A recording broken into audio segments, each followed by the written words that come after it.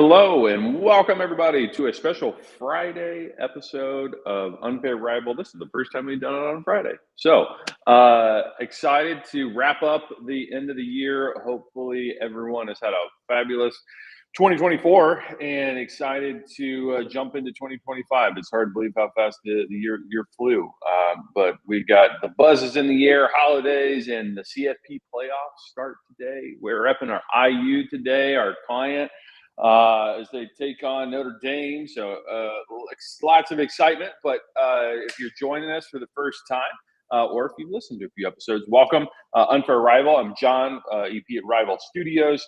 And today's show is all about sports templates and graphics. I don't want to steal Brian's thunder here, but really excited. In case you haven't tuned in before, the Unfair Rival is a monthly live podcast show where we talk about all things sports creative and production, and I feature various industry professionals that have different areas of specialty and experience, just talking about all things sports and production. So it's a good old time for about 30 to 45 minutes of the lunch hour, and really looking forward today. Welcome Brian Smith of Zero Gravity. So Brian, why don't you give us a little 30-second blurb about yourself and your experience in the industry? Sure. I'm Brian Smith with Double Zero. We help sports teams elevate their game day experience by creating video graphics for sports stadiums and social media. Been doing it for 15-ish years, and it really comes down to just helping teams build a better fan experience. And I personally like doing that through video graphics, but it's part of the whole package. Yeah, awesome. Yeah, you've been around the block a few times, man. I know you've been in this longer than I have, to be honest. And so great to have you, Brian. Been really enjoying seeing you over the last couple of years and your content that you've been putting out for all the college and pro teams that you work with. And so kind of leads us to today's topic of sports graphics templates. Teams of all levels, are always looking for efficiencies when it comes to creative, because I don't think that I've heard of many programs that are like, hey, we don't have any issues with bandwidth or bottlenecks or anything when it comes to graphics or content. So the templates is always a big or I don't say always a big, but I would say it's kind of a new thing, that newer thing in terms of strategies for teams, content teams, to start implementing. I know there's a couple people in the industry like yourself who are really focusing on that a little bit more, providing some resources for teams when it comes to templatized graphics. And so I thought it'd be a really great topic today that I know some viewers will enjoy. Just hear about how templates can make their lives easier, whether they are already using them or if they're not, and they're like, oh my gosh, I've never thought about graphics templates before. This is the show for you. So, Brian, why don't you take us away on the three secrets to unlocking your sports graphics template superpowers? I kind of like that name. And really looking forward to diving into that with you today for a few minutes. Yeah. First off, let's just start by, you need to recognize if you really do need a template. And we all throw away, you need template toolkits, but you got to look at the whole picture and figure out exactly what you need. So often people come to us, hey, we need a template for this. It's like, you just need a few versions of this thing. We can just create that for you instead, rather going through the cost and expense of building out a template. So it's really about knowing exactly what you need going into it. So it's always weigh the cost between versioning and templates. But let's get into the secrets of the templates here. All three of the secrets come down to planning. If you're not planning ahead of time, you're not going to get a lot out of the secret or out of the template. So you need to think before you build. That's what it all comes down to. So the first secret here is know how you're using your graphics.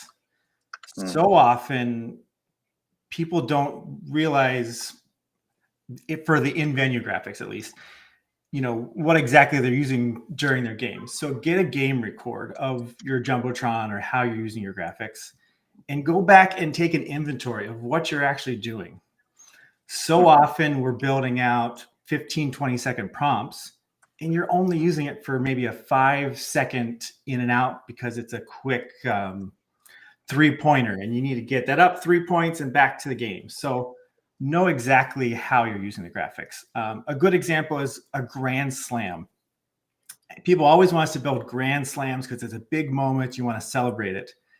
You might only use that graphic like once a month. So you may not need to put that time and energy into a graphic like that. When you look at your game record and see, hey, I'm using this informational graphic like 20 times and it's the same style graphic every time. So maybe you need to put more time and effort behind those kind of graphics and more of them for your templates rather than a big splashy one. So it's all about, really looking at what you're doing. Yeah, no, that's a great point, because I feel like that could be a principle in a lot of walks of life about kind of figuring out what you're doing before you do it.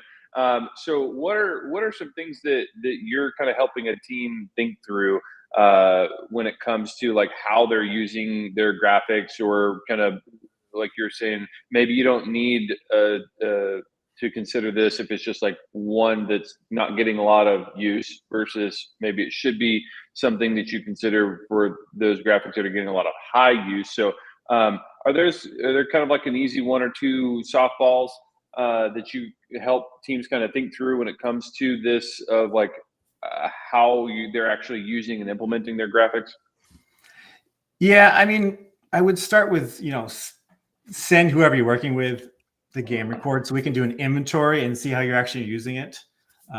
Because so often, we're building 15, 20-second prompts and you're using it quickly. Well, we could make 3 different versions of something like that and give you more variety in what you're doing rather than just pumping out the same graphic over and over again. So it's really just looking at the whole picture and figuring out exactly how we can help you better what you're already doing. So it's a lot of planning phase that we can help you out with. And, when you're coming to a template, you're really looking to save money or manpowers by the graphics that you're cranking out. So you really, one of the biggest things is a lot of times is, we're just in venue or it's just social media, but you need to start looking at the landscape as a whole of, whether it's broadcast graphics, social media, or in venue. How can you reuse some of those graphics and save money and man hours by creating those? So that's probably the biggest helper there. Mm-hmm. Yeah. No, that makes sense, and so there's a lot that I'm learning about graphics myself. I'm not a graphics wizard, so I'm learning this along the way myself. And so I'm curious when it comes to like the types of graphics, or maybe locations of graphics, like does that play a factor into which ones are better fits for more of the templatized workflow, or not, or is it just more mainly off of like use of like kind of a low use one versus the high use one? It all comes down to, how much are you using it? How often do you want that to be repetitive in your use in a game?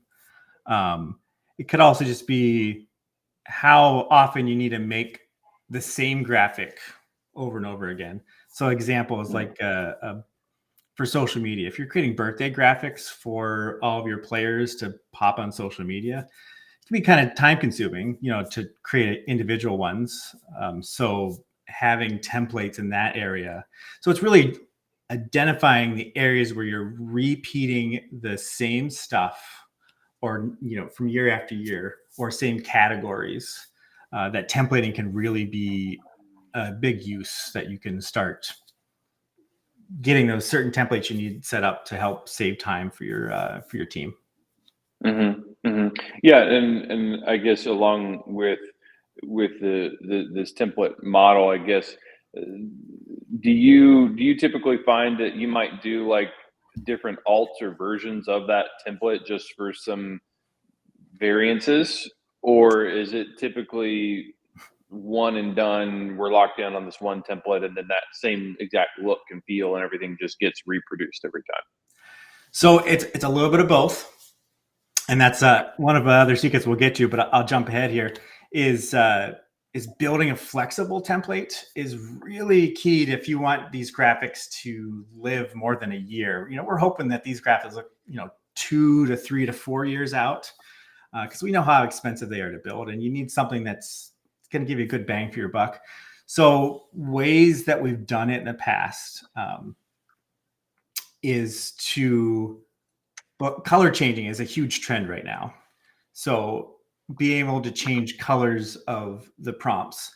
So if you have a theme night like breast cancer awareness, that when you're walking to that stadium, all those graphics are pink. That just stands out, says, hey, we're really into this cause and this theme night. We care so much that everything looks the same. So we can have the ability to change colors. So like maybe one day it's all green, but your other color is yellow. So we're switching that. So then when they walk in another time, it's got a different feel to it. But with that, we can take another step forward. We worked on a project for a team that had 5 different sports they wanted one template for. Could have easily gone the route where we just made one nice template for the whole 5 teams, the same look. But we had some nice 2D text on top. We thought, we're doing some nice 3D in the background. Why not give them options, 10 to 12 different background options that with a drop down, they could just pick and choose in the different sections. And then you start creating a lot of variety with all of that. So people don't quite see like, oh, it's the same graphic, but oh, it feels the same, but looks different from sport to sport. Right. Changing colors. And then we even did things where, if it's football or baseball, we're seeing different icons in the background or different imagery based on the sport. And this team had a bunch of sayings and slogans. So we had some drop downs so they can easily change out the slogans from sport to sport. So it's when you start adding all those things together, it doesn't feel like the same graphic for all the different sports. It starts feeling custom and unique to that different sport. So that's one of the ways you can start breaking up the same look of a template. We could even thrown in more versions of the text animation. So it's just another layer that you could put on top of it to really break up the template. Yeah, no, that makes a lot of sense. And so I'm curious, what's the best way to ask this? When it comes to figuring out how many different variations of the same type of template would be ideal, is there kind of a rule of thumb or kind of a guiding principle or two of like kind of finding that happy medium of too many templates and too many versions versus only locking in on one? Like from your experience working with teams, is it how is that process? How does that process typically go? Kind of figuring out what that sweet spot is of like enough variety to not make it too monotonous, but not so much where it kind of defeats the purpose of templates. Yeah, that will probably really get into my second secret here is how are you going to use these graphics, right? You need to know ahead of time, like, am I just using it for in venue? Okay, well then we'll make lots of variations there. But, looking at the holistic picture of all your creative really helps determine how much variety you need per template. And getting more use out of it is really the key out of it. But use of not just in one place, but in other platforms, like matchup graphics. We're creating matchup graphics for your in venues. Well, there's no reason why that same style of graphic isn't being used for social media, or if you're dealing with your broadcast, also, using it on your broadcast as well. So yes, it's kind of, you need to figure out exactly how you want to use these graphics, and then we can kind of help you like, okay, you're going to use this graphic a lot, so let's help give you a ton of variation here versus, oh, you're only going to use this graphic one place. Let's give you a little bit of variation and save that time for another area where you're producing a lot of the same content. So it really comes down to how often you're using that content. I'll give you an example. say you have a touchdown prompt with the player, doing the hype, like, come on, crowd, after a big touchdown. That's a great in-venue thing, but taking that and repurposing it for your social media and, so social media hype, and then maybe also then flipping the style a little bit. So then you're also using it for, Cardinals win, and then the guy doing the same thing, but then there's a score. So there's variation, but it's all about how do you want to use it in the end goal. So then we can help you build the right variation and twists to the same graphic to get multiple uses out of it. So it's less about changing out the background sometimes and more about how can we take this one graphic and get you 3 to 4 different uses out of it, so that one person's going in and creating a graphic, but then it's being shared to different departments and helping take the burden off of different people and freeing them up to do other creative things. So that's the biggest challenge there with different versioning. Yeah. Well, I could see where that makes a lot of sense. And it also provides you creative continuity from one perspective across the graphics experience, so that they are able to have the same tone, feel, vibe, across the in-game versus external, like social or online. And so, do you find that a lot where teams like having the same look and feel across the graphics package, whether it be in venue and or social / online, or do you find that teams also like having distinct looks for those different places? I find that it seems like different departments don't work well together or know what each other are doing, and I think it's a big missed opportunity. Because if you've got someone already making matchup graphics or something, right, there's no reason why he can't help out another department with their workload too. And sometimes it's too often that the social media team is trying to with a new campaign every year. So they're trying to, bring out the same content, but differently every year. And then your in-venue stuff is more of a 2 to 3 year kind of flip. So sometimes there's a little bit of a disconnect there, but there's some teams doing it really well where they've got one a 5-year campaign. And so they're having all their graphics be the same and having a nice experience from their social to their in-venue. So it's a little bit of both. And you find the teams that are doing longer campaigns and spreading the assets everywhere have just such a better brand awareness. And helping a better experience for everyone, whether they're seeing it on TV or social media or going in person, they're getting that same feel. So that's a nicer way to go, but that's not how a lot of teams do it. Right. Yeah, I guess that's a good point, that I could see how the social looks would probably get updated a little bit more frequently than some of the in-game packages, and ultimately it's a team by team thing. Some do want more fresher in-game looks season to season, but more times than not they're probably looking to get more mileage out of them, kind of what we're talking about.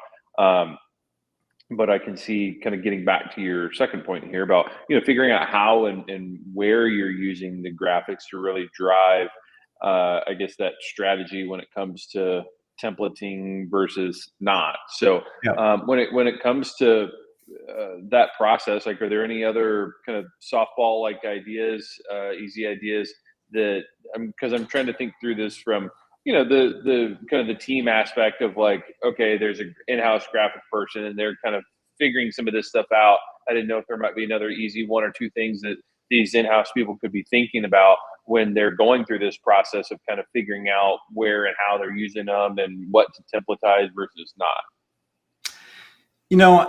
I guess the biggest thing you need to think about is not just for yourself, but for the whole team. If I'm creating cool backgrounds or awesome animations or assets, it's like, how can you package those up so that everyone else on the team can use them, or other departments, so your social departments can start bridging that stuff together. So it's more about creating like a little toolkit that can be passed off to anyone so that your brand starts looking more the same in venue or not, that everyone can use, and it's easily, dragged into your comp or, whatever software you're using, just so you've done it once and you've done it well. That helps other people get sped up with what they're doing so they can create more graphics. So it's really just taking what you've already done and making a nice little package out of it that you can share to everyone else.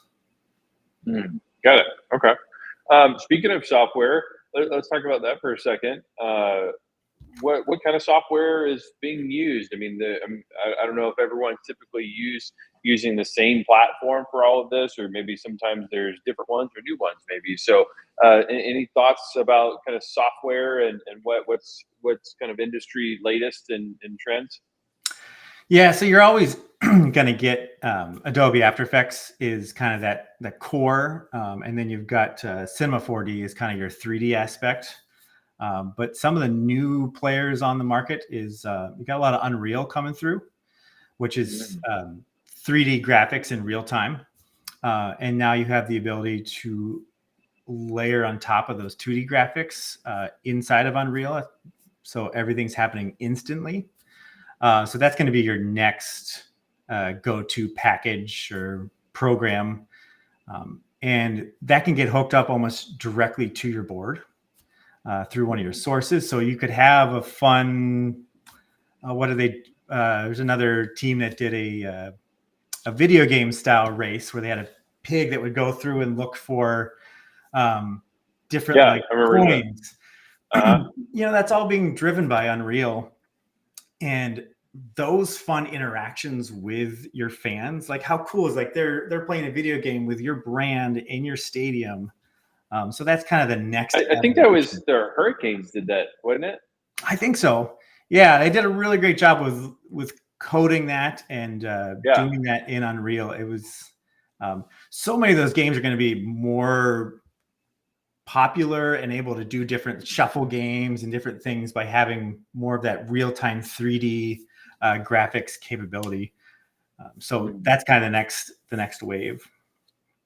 Interesting. Yeah, I remember seeing that when it came out and got posted, and thought that was a really neat a neat way to engage fans during timeouts and other kind of moments of transition.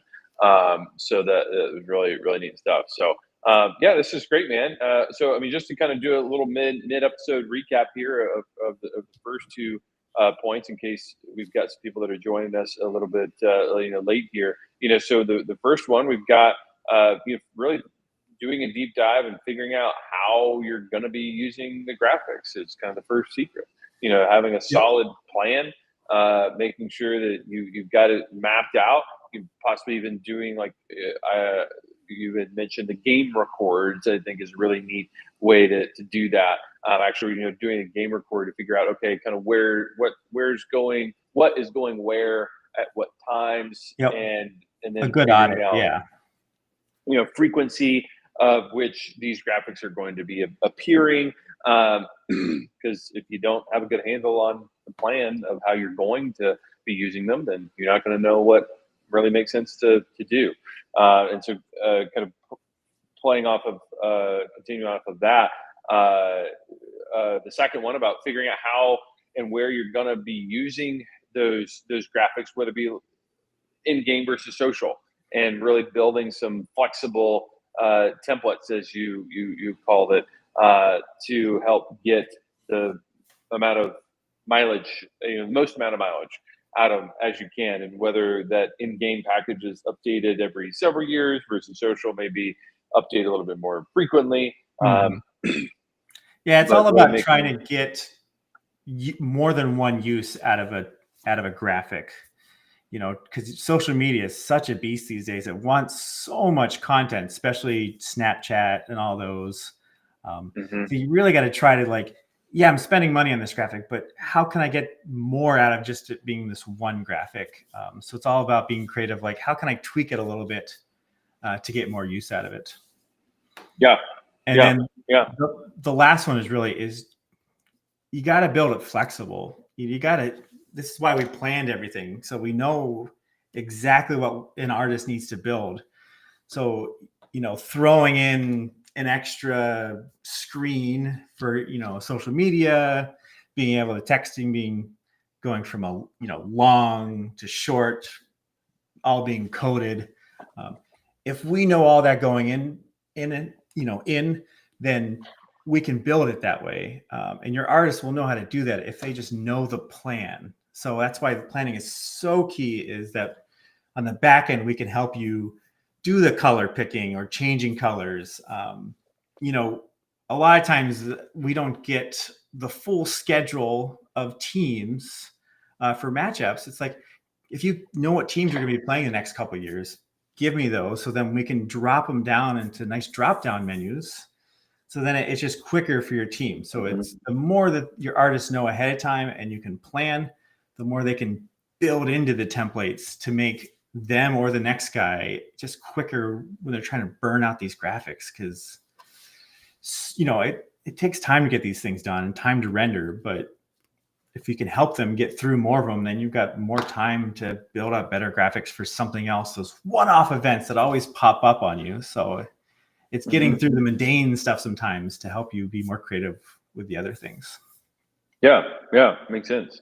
Are there a few things that, I'm sure there are, but are there a few things that you've learned from your experience over the years that have really helped you from an efficiency standpoint when it comes to whether it be workflow hacks or cheat codes or whatever? I didn't know if there might be kind of an easy one or two things that you're like, hey, if you're not doing this in this type of workflow, you need to be doing this, because it's really going to help ramp up the efficiency when you're cranking out all the different versionings of the graphics. Yeah, I mean, I'll just put it this way: headshots suck. They suck for everyone. I mean, when you got a football team and there's like 120 guys, I mean, it sucks. So before you shoot them, have like, hey, we need you to hold for 10 seconds. We need you to do this move this is how long it's going to be. And if they're all the same, then you cut them down to all the same before you even get into the graphics. That helps. And then, spreadsheets with all the numbers and names, because that can all be scripted in and, duplicated, and it's a much quicker process. So it's all about planning ahead of time, because so often they're shooting the stuff and it's all over the place, and then you got to spend time making it all look right. So by not being standardized and having, implementing the plan, you're just creating so much back end work. So if you can get that stuff up front, you're going to help your guys crank through the stuff. Because a lot of times it's like, hey, we got all this stuff. We got 3 days until the game starts. We got to get through all these. And that's when a lot of burnout happens for people in your creative team. So it's those little tricks to help.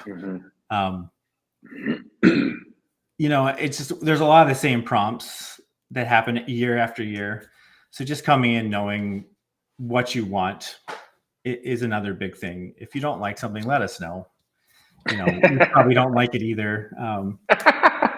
There's so many noise meters out there that they just don't look great, because that's what you want. Or so often, this is pet peeve, I guess you could say, is know if you're going to have a sponsor too. Like, just be upfront. Like, hey, this is probably going to be sponsored. That just helps designers know that, hey, I got to work in a sponsor for timing and placement. So it's those little things that you wouldn't think, but that's the stuff on the back end that causes a lot of headache and time for us artists to build out these graphics. I give you a nice design and you're like, oh, by the way, we got to throw sponsors in here. It's like, this would look a lot different if we just made it up front. So, because is that more of like a design and layout type of thing that you're talking about, the impact that a sponsor makes versus it not being sponsored? Yeah, absolutely. And we understand that, hey, we haven't sold it yet, so it needs to be flexible to have no sponsor and a sponsor. Totally get that. But, when I'm designing a nice layout, if I'm not thinking you need a sponsor because it's not listed, then I'm not going to design a spot to put that sponsor in there. So it just helps on the back end. And then I was thinking about another tool that's starting to come online it's going to be super helpful for a lot of teams is online rendering is going to be a huge thing in the next couple of years. You're going to see a lot more templates come out for in-venue stuff. We're working on something on back end too that does. You have a template that has lots of flexibility that you can just jump on a web browser and punch in like, hey, I need a touchdown and here's my colors. And you're just going to hit render and like 2 to 3 minutes later, it's going to spit back fully done graphic for you. So that's going to be the next evolution as well. That's going to help save teams time. So we're still in the early stages of that, but I see that being something big to help teams really save a lot of time.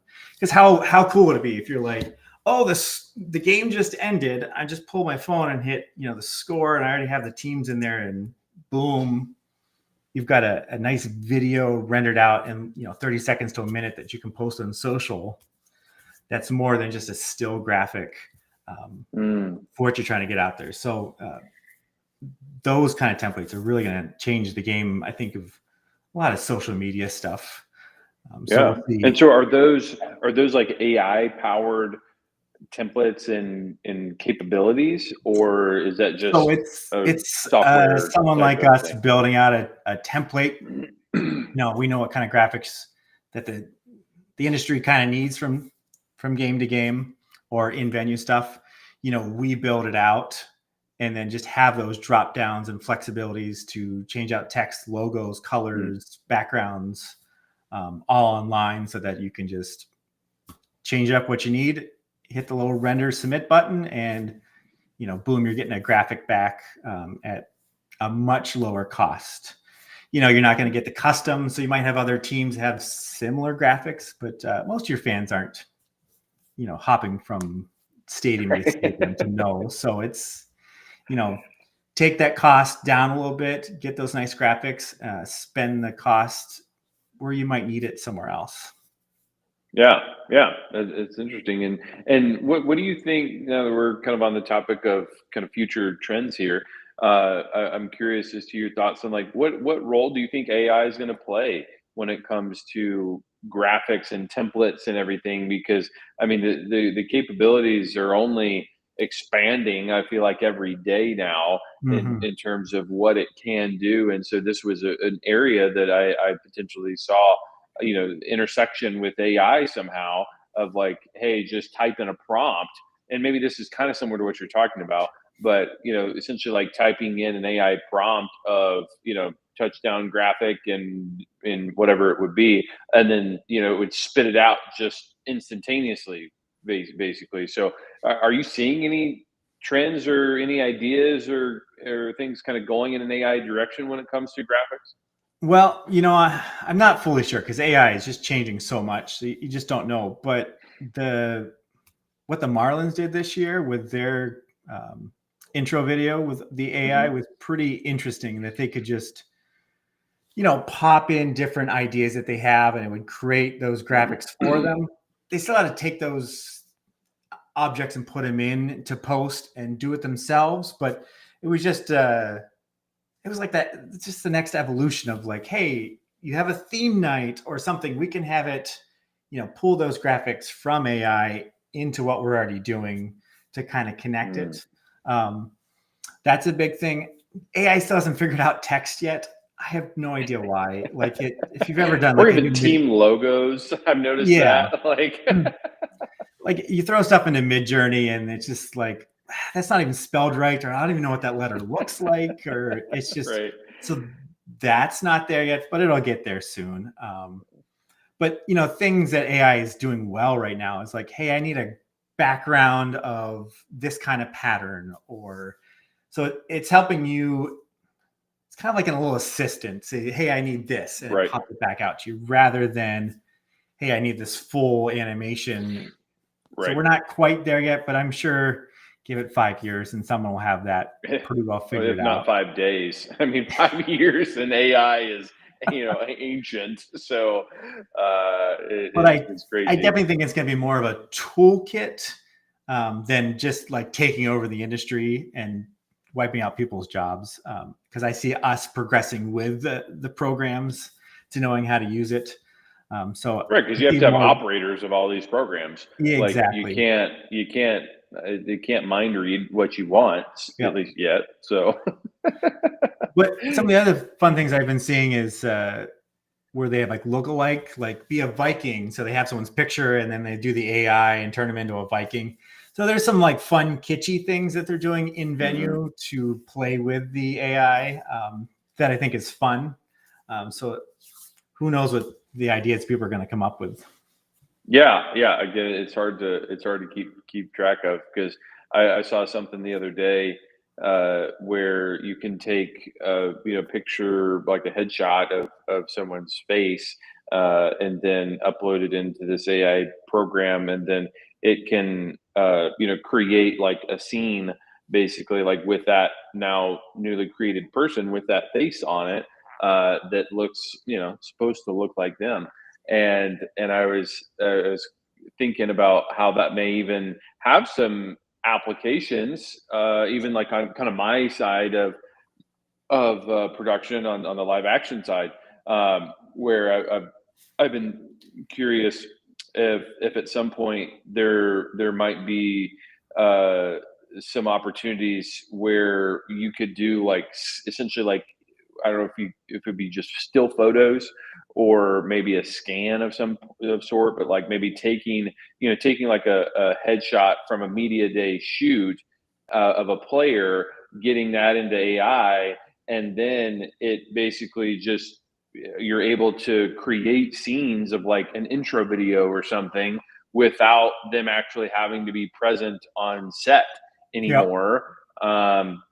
So I haven't really seen anything directly like that, but I think it would be something interesting that maybe headed in that direction. But then, it's like a lot of things. Like as soon as you start opening Pandora's box, it Yeah. leads to all kinds of other things. And so while I could see some efficiencies and some benefits from like a production and efficiency standpoint. I could also see where now you're opening up a whole can of worms with name, image, and likeness, and doing whatever you want with Yeah. these people, that they didn't do in real life. And so it just could be a very slippery slope that I'm glad that's not really my world, because I don't Well, know how how well that cool would stuff it is be going to though help. if you were shooting like this player that's just talking to a kid like, "Hey, I'm glad you showed up here. Now let's play a game together." That then AI could take over and you could play basketball with a VR set, with your favorite player. I think there's so many cool things that teams could do if they had some of that technology, to be more interactive with the players. So, there's could be some really cool, good things, but yeah, you could do some bad things with it too. So it's all Oh my about, gosh, like, and it's already happening. I mean, not to get too off topic here, but it's already happening where I'm sure you've been in sports and on social, you've seen the AI essentially like deep fakes of like the coaches or the players at their press conferences, and yeah. then they just take their voice and then they make them say whatever they want, and to the trained eye you can tell it's AI and it's not real, but to the untrained eye and to someone that's not paying super close attention, it Mhm. looks and sounds and real. And so I'm just already anticipating a whole host of again, kind of opening Pandora's box of like other issues, Yeah. because then it leads to so much misinformation out there. It leads to so much potentially even Mhm. liability at some point, of like when you can create someone to do and say whatever you want, no matter who they are, then it's like where do you draw some of those boundaries of like, should we be doing this? Probably not. you know. Well, I mean, there's a funny use case there, like with the Snapchat filters. Now that they have them in stadium with those cameras, it's you're putting sad faces on some of those people Yeah. in venue. You're kind of making fun of them. It's just a little bit of a fine line of like, yeah, you're kind of making fun of them, but with legality, where is that bullying or all that stuff? Right. So it's the AI can be fun, but you really got to think Especially through. without consent. Yeah, you really got to think through how you're using it, all this new technology. So But hey, anyway, we're getting off topic here. This is a whole nother show sometimes about the dangers of AI. But this has been great, man. No, I really, really appreciate it. Glad we got to dive into some of the graphics templates and kind of what's going on with those and how teams should be thinking about those. So really loved your points. Again, kind of figuring out how you're using your graphics, where they're going to be going in game versus social, and then building flexible templates so that you can get some nice variations of them, not being too locked in on just one look and feel, but building some flexibility with them. So really, really appreciate it, Brian. So as we wrap up here, how can people connect with you, follow you? Let's give a plug to 00, and how can people possibly hire you if they're needing some graphics help? Yeah, so you can always find me on LinkedIn. You'll see my content out there. But 00.tv is our website, and our social medias match all that. So, yeah, come check us out. Even if you just need some advice about, hey, we're thinking about doing this, how can we get more content, or how do we make this easier on the team? Always just glad to have a chat with someone to help them out. Because at the end of the day, it's just, let's make a better fan experience for everyone. So however we can do that, that's all that matters. Yeah, awesome. Well, appreciate it, Brian. Everybody check 00 out. Give him a follow, like on social, and please reach out to Brian in case you need any graphics help. So that will wrap up the year for Unfair Rival. We've got some big news coming up next year regarding this show. Don't want to spoil any secrets here. So be on the lookout for a big announcement regarding this show and something fun and exciting we've got planned for it next year. So hope everyone has a wonderful holiday break. Take some time off, unplug, enjoy some family or friends or whoever you're spending the time with. And we will be back next year in 2025.